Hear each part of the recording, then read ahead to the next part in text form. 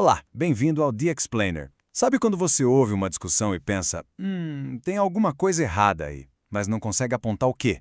Ou quando duas pessoas super inteligentes defendem ideias opostas e as duas parecem ter razão? Pois é, hoje a gente vai abrir a caixa de ferramentas do pensamento para entender exatamente isso. Como separar um argumento que é bom de verdade de um que só tem cara de bom. Para começar, vamos direto para um embate de titãs da filosofia. De um lado temos o argumento de Anselmo, que diz que a própria ideia de um ser perfeito já prova que ele existe. Parece genial, né? Mas aí do outro lado vem Hume, pegando uma ideia lá de Epicuro, e diz: se o mal existe no mundo, então um Deus todo-poderoso e todo-bondoso não pode existir. Igualmente genial.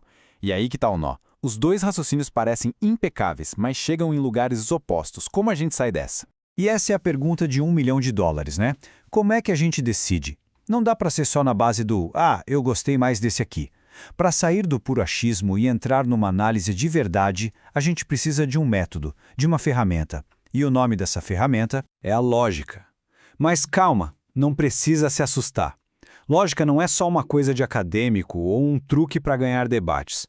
Pense nela como um manual de instruções do nosso próprio pensamento. Ela nos dá os critérios para a gente avaliar se um raciocínio realmente consegue provar aquilo que ele se propõe a provar. Ok, vamos começar pelo começo. O que é um raciocínio? É bem simples, na verdade. É quando a gente pega uma ou mais informações, que a gente chama de premissas, para tentar provar uma outra ideia, que é a conclusão. Tipo, o chão da rua está todo molhado. Premissa 1. As nuvens ainda estão cinzas. Premissa 2. Logo, choveu há pouco tempo. Conclusão. E presta atenção nessa palavra, tentar. A lógica é o que vai nos dizer se essa tentativa foi bem-sucedida ou não. E por que isso é tão importante? Porque se você parar para pensar, quase tudo o que a gente sabe não foi algo que a gente viu diretamente. Ninguém aqui viu a molécula de H2O se formando ou um asteroide acabando com os dinossauros. A gente sabe dessas coisas porque outras pessoas juntaram evidências e, por meio do raciocínio, chegaram a essas conclusões. O raciocínio é a ponte entre o que a gente já sabe e o que a gente ainda quer descobrir. Beleza. Então, para a gente poder analisar essa máquina de conhecimento, a gente precisa primeiro entender quais são as suas peças, as suas engrenagens. Como é que um argumento funciona por dentro? A pecinha mais fundamental de todas, o tijolo básico de qualquer argumento, é o que a gente chama de frase declarativa. É uma frase que afirma ou nega alguma coisa. Por exemplo, o Brasil tem 26 estados e um Distrito Federal. Isso é uma declaração. Agora, se eu digo, quantos estados tem o Brasil? Isso é uma pergunta. Se eu digo, ame o Brasil, isso é uma ordem. Só o primeiro tipo de frase, a declaração, é que pode ser classificada como verdadeira ou falsa. E é por isso que ela é a matéria-prima da lógica. E essa característica de poder ser verdadeira ou falsa tem um nome. É o valor de verdade. E aqui vem um ponto crucial. O valor de verdade de uma frase não depende do que a gente acredita. A frase "a lua é feita de queijo" é falsa, ponto. Não importa se uma pessoa acredita nisso com todas as forças. A realidade é quem manda. Essa verdade ou falsidade objetiva é o combustível que o motor do nosso raciocínio vai processar. Só que na vida real ninguém fala em premissas e conclusões, né? Os argumentos vêm todos misturados, bagunçados.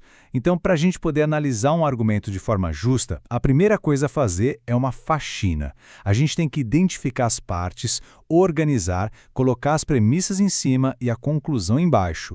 E até mesmo descobrir aquelas ideias que a pessoa não falou, mas que estão ali, escondidas.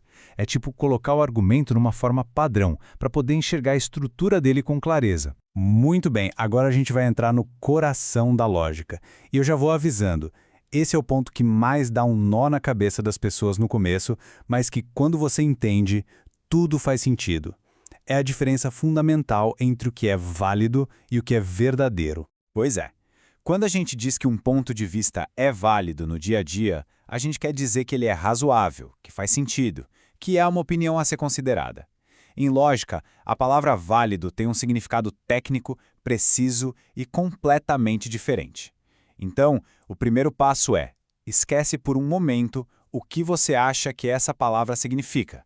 Então, o que diabos é validade em lógica? Pensa assim, a validade é sobre a estrutura do argumento. É como o encanamento de uma casa.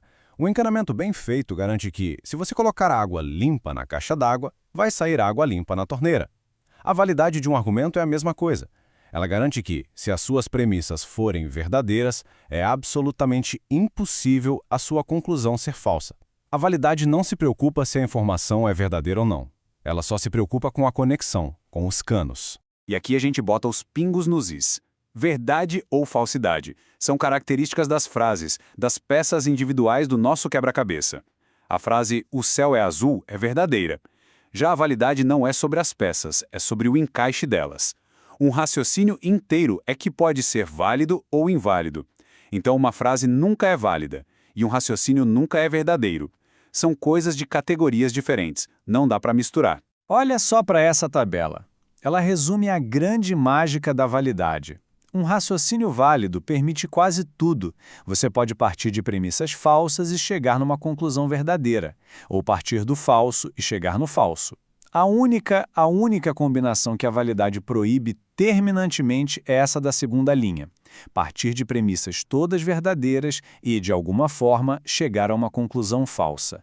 Essa é a garantia de fábrica de um raciocínio válido. Ele preserva a verdade. Ok, agora que a gente já entendeu essa diferença crucial entre o encanamento, validade, e a água, verdade, estamos prontos para a pergunta final. O que, então, faz um raciocínio ser realmente bom? O objetivo final de um bom argumento é ser bom, é ser convincente de uma forma racional.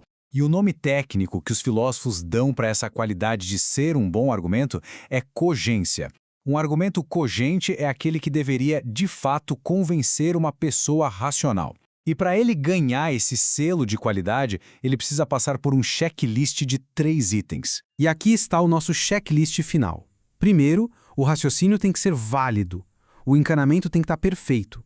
Segundo, as premissas têm que ser verdadeiras. A água que entra no sistema tem que ser limpa. E terceiro, que é a cereja do bolo, as premissas têm que ser mais fáceis de aceitar do que a própria conclusão. Não adianta nada você tentar me provar uma coisa usando como ponto de partida algo ainda mais polêmico e difícil de acreditar. Um bom argumento te leva do que é mais óbvio para o que é menos óbvio, e não o contrário. E pode parecer que isso tudo é muito abstrato, mas pense bem, você usa essa avaliação o tempo todo, mesmo sem perceber. Quando lê uma notícia, quando ouve um político, quando decide fazer uma compra cara, quando conversa com seus amigos. Ter essas ferramentas de forma consciente te dá um superpoder, o de não ser levado por uma conversa bonita que, no fundo, tem um encanamento furado. Agora vamos voltar lá para o começo. Anselmo versus Rumi. Com essa caixa de ferramentas que a gente montou hoje, você não é mais só um espectador, você pode ser o juiz. O argumento de Anselmo é válido? As premissas dele são verdadeiras? E aquela premissa de que existir na realidade é mais grandioso, ela é mais plausível do que a própria conclusão de que Deus existe? E o argumento de Rumi? A lógica não te dá a resposta de bandeja, mas ela te dá as perguntas certas a serem feitas. E no final das contas, saber fazer as perguntas certas talvez seja a ferramenta mais poderosa que a gente pode ter.